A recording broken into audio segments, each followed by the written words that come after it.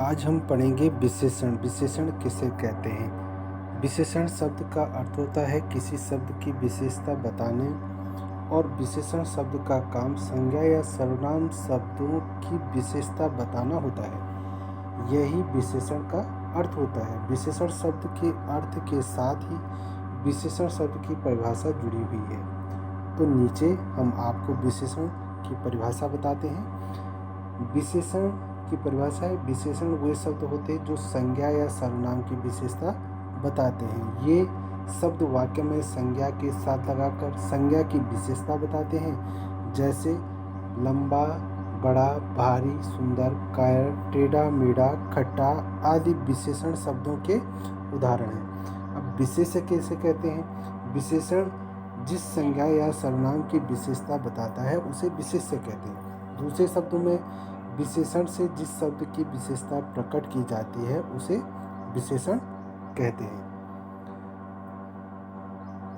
विशेषण जो है, इसका जो है, जो शब्द संज्ञा और सर्वनाम की विशेषता बताते हैं उसे विशेषण कहते हैं, और विशेषण जिसकी विशेषता बताता है वो विशेष्य कहलाता है।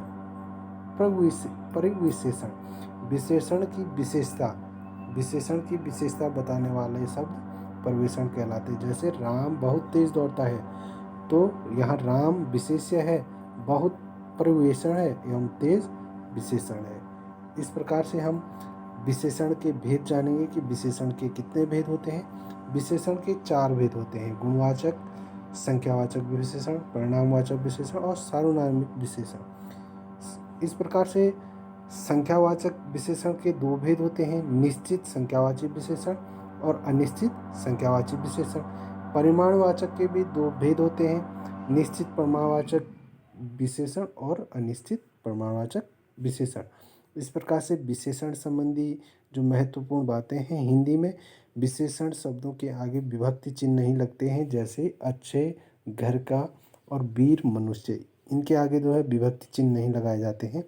पुल्लिंग अकारांत विशेषण का आकर्ता कर्ता कारक एकवचन से छोड़कर अन्य सब कारकों में ए हो जाता है, जैसे अच्छे लड़के और बुरे लड़के।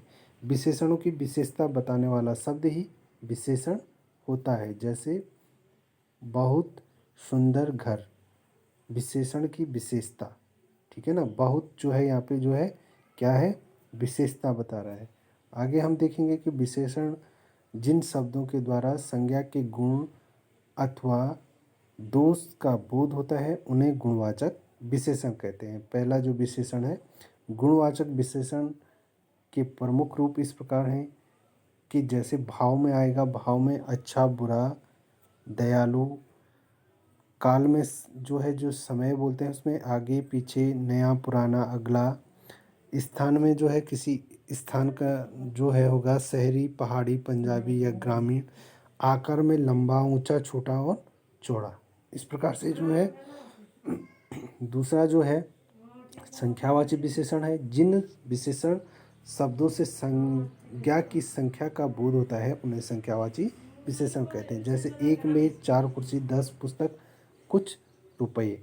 तो इस संख्यावाची के 2 भेद होते हैं: निश्चित संख्यावाची और अनिश्चित संख्यावाची। निश्चित संख्यावाची में जिस विशेषण शब्दों से निश्चित संख्या का बोध होता है उसे निश्चित संख्यावाची विशेषण कहते हैं। जैसे 1, 2, 3, 4। इसमें जो है गणना विशेषण होता है, कर्म विशेषण होता है, आवृत्ति विशेषण होता है, समुदाय विशेषण और प्रत्येक बोधक विशेषण होता है। फिर अनिश्चितवाचक विशेषण में जिसमें जो है अनिश्चित संख्याओं का बोध होता है उन्हें अनिश्चित संख्यावाचक विशेषण कहते हैं। जैसे थोड़े आदमी, कुछ आदमी, यहाँ जो है निश्चित नहीं हो पा रहा है। आगे जो तीसरा है परिमाणवाचक विशेषण, जिन विशेषण शब्दों द्वारा संज्ञा की मात्रा, नाप और तोल का ज्ञान होता है उन्हें परिमाणवाचक विशेषण कहते हैं। जैसे शेर भर दूध, तोला भर सोना और थोड़ा पानी। ठीक है ना, इसमें नाप तोल में जो है किया जाता है, या जो है इसके भी 2 भेद हैं: निश्चित परिमाण विशेषण और अनिश्चित परिमाणवाचक विशेषण।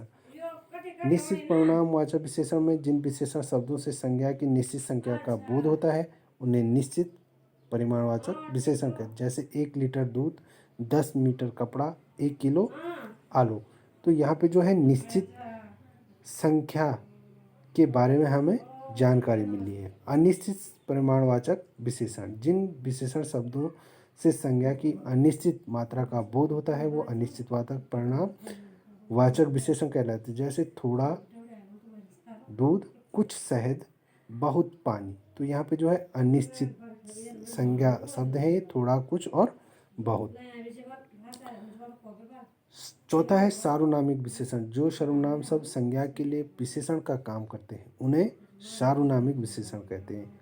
जैसे यह, वह, जो, कौन, क्या, कोई, ऐसा, ऐसी, वैसे आदि क्या है, सार्वनामिक विशेषण है। ये सभी सर्वनाम शब्द संज्ञा शब्दों के पहले प्रयुक्त होकर विशेषण का कार्य करते हैं, इसलिए इन्हें सर्वनामिक विशेषण कहते हैं। ये सर्वनाम अकेले युक्त प्रयुक्त होते हैं तो सर्वनाम होते हैं। जैसे वह लड़का कमजोर है, वह क्या है, सर्वनाम है। ठीक है ना। सर्वनाम और संज्ञा शब्दों के पहले प्रयुक्त होकर विशेषण का कार्य करते हैं। वह लड़का कमजोर है और इस परीक्षार्थी ने नकल की, इस क्या हो गया, ये बता, इसकी जो परिभाषा है कि सर्वनाम शब्द संज्ञा के लिए विशेषण का काम करते हैं, उन्हें सर्वनामिक कैसे। तो ये जो है सभी जो है संज्ञा और सर्वनाम शब्दों के पहले प्रयुक्त होकर विशेषण का कार्य करते हैं, उन्हें सार्वनामिक विशेषण कहा जाता है।